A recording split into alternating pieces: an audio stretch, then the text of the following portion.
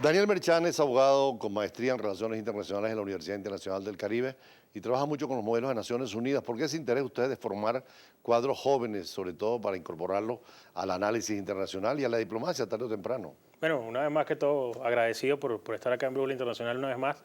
Y sin duda el tema de los modelos de Naciones Unidas se ha transformado en un modelo, valga la redundancia, que transforma, digamos, el desarrollo educativo de los jóvenes al día de hoy, tanto en colegios como en universidades. Ingresar a un modelo de Naciones Unidas es ver al mundo desde otra perspectiva. Es un concepto que cambia, por ejemplo, en el desarrollo de la oratoria de los jóvenes, en el relacionamiento social, en conocer cómo se mueve el mundo desde el punto de vista cultural, político, económico y, por supuesto, entender cómo se dan esos debates en los grandes escenarios de la diplomacia mundial, como es el caso de Naciones Unidas y, por supuesto, emulando otros escenarios como la Organización de Estados Americanos, como la Unión Europea, grandes debates de los parlamentos mundiales, como se les conocen a estos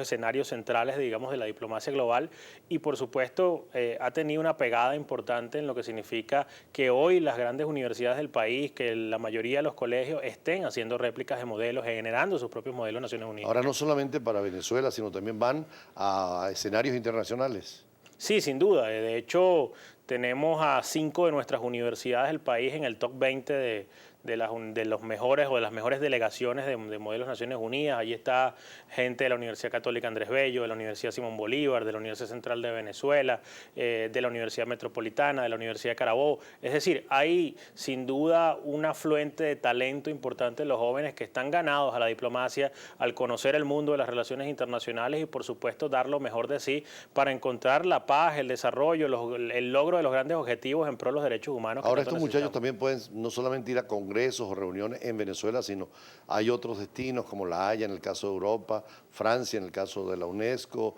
en la Argentina, México, Harvard también en los Estados Unidos. Claro, y de hecho cada uno de esos organismos han sido replicados, digamos, al punto de que los modelos de Naciones Unidas generan discusiones sobre lo que hace la Corte Internacional de Justicia o la Corte Penal Internacional, ambas en La Haya, o lo que puede suceder en el Pleno de la Asamblea General de Organizaciones de Estados Americanos, o lo que sucede en la Liga Árabe, o pasa en la Unión Africana, también escenarios que son muy propios de Venezuela, como la Organización de Países Exportadores de Petróleo. Todos son elementos que pueden ser replicados, repito, y además que generan un conocimiento real acerca de cómo se dan cada una de estas discusiones. Usted me decía que en uno de los cursos que están preparando y que han organizado van a hacer la representación de lo que es la discusión, la negociación entre Guyana y Venezuela, con la referencia a la OEA, Naciones Unidas, a la Corte Internacional de Justicia. Es decir, los muchachitos adoptan la posición ya sea de Guyana o Venezuela, estudian el tema y debaten como si fueran diplomáticos de verdad. Y además lo asumen con un rol totalmente metidos en el papel, ¿no? Cuando te toca representar a un país, independientemente de la ideología que pueda tener,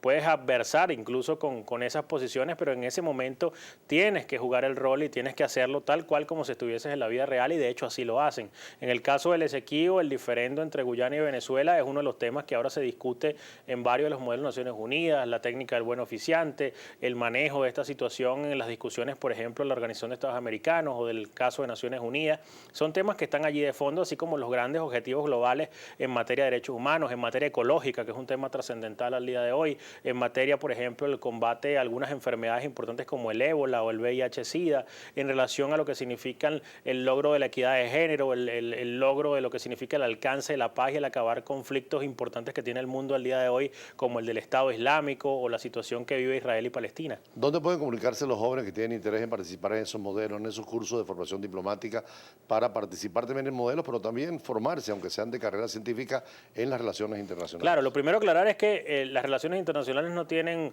un cerco en relación a la profesión o a lo que se dedique la persona. Usted puede ser médico y existe la Organización Mundial de la Salud, le puede gustar la parte agrícola y allí está todo el tema de la FAO, el tema de la alimentación. Hay de todo en el campo de las relaciones internacionales y, por supuesto, los invitamos a que se hagan parte de estas experiencias de los modelos de Naciones Unidas, de los cursos de relaciones internacionales que los hacemos a través de la academia, y puede escribirnos ya sea a través de mi correo danielm18x@gmail.com o puede llamar a mi teléfono 0414-486-3762 o incluso mi Twitter personal @DanielPisoMerchan. Allí siempre estamos permanentemente en contacto con todas las personas que están ganadas a conocer un poco más del mundo de las relaciones internacionales. Precisamente hace poco ustedes invitaron profesores nacionales e internacionales para un gran evento en Margarita, donde habían estudiantes de Relaciones Internacionales, pero también de Ciencias Políticas, unir Ciencias Políticas con Relaciones Internacionales. Sí, además porque es un debate constante en relación a lo que significa el análisis político basado en cómo es el comportamiento del mundo,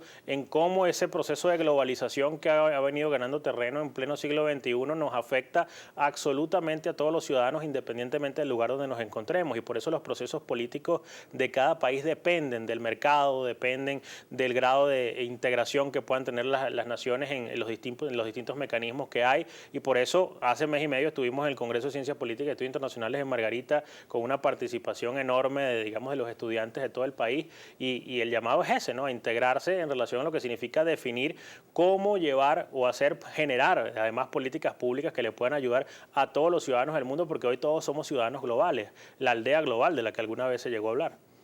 Por ejemplo, los partidos políticos venezolanos deberían tener jóvenes también preparados en la temática internacional, sobre todo en que hay elecciones parlamentarias. Ojalá que llevaran toda la fuerza del gobierno y la oposición, representantes, porque se van a discutir temas también internacionales en el Congreso. Claro, de hecho es trascendental que los partidos políticos tengan formación internacional. Ahora que está la discusión del Esequibo y toda la situación fronteriza que tiene Venezuela, tanto por el lado de Guyana como por el caso colombiano, hay que conocer cuáles son las estipulaciones del derecho internacional público para discutir desde el punto de vista diplomático y además con los argumentos del derecho cuál es nuestro reclamo territorial. Y además porque hay otros escenarios que, en el caso de la Asamblea Nacional existe una Comisión de Política Exterior, pero además hay otros escenarios donde Venezuela participa con parlamentarios, el caso del Parlatino, el caso del Parlasur,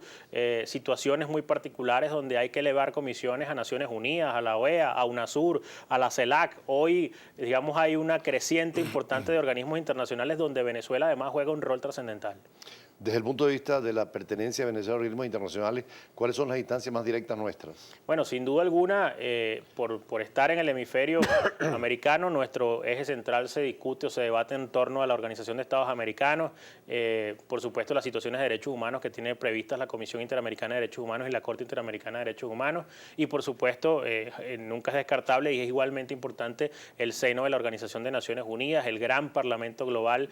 donde están 193 naciones del mundo tratando de dilucidar cómo hacer para generar sobre todo el logro de objetivos importantes para la humanidad en el equilibrio del planeta, en el desarrollo de la humanidad. Por cierto, el secretario general de Naciones Unidas, Ban Ki-moon, declaraba hace pocos días sobre el objetivo central que aparentemente ya hay un consenso de las naciones de lograr en poco tiempo la erradicación de la pobreza, un tema que nos debe ocupar absolutamente a todos y más a nosotros en América Latina. Vamos a un corte, profesor Marechán, y después entremos a temas más locales, empezando por el tema del Esequibo. Sobre todo usted como profesor universitario, ¿cómo aborda con los estudiantes el aprendizaje, la enseñanza y el debate sobre esta temática internacional de Venezuela? Ya regresamos con el profesor Daniel Marechán.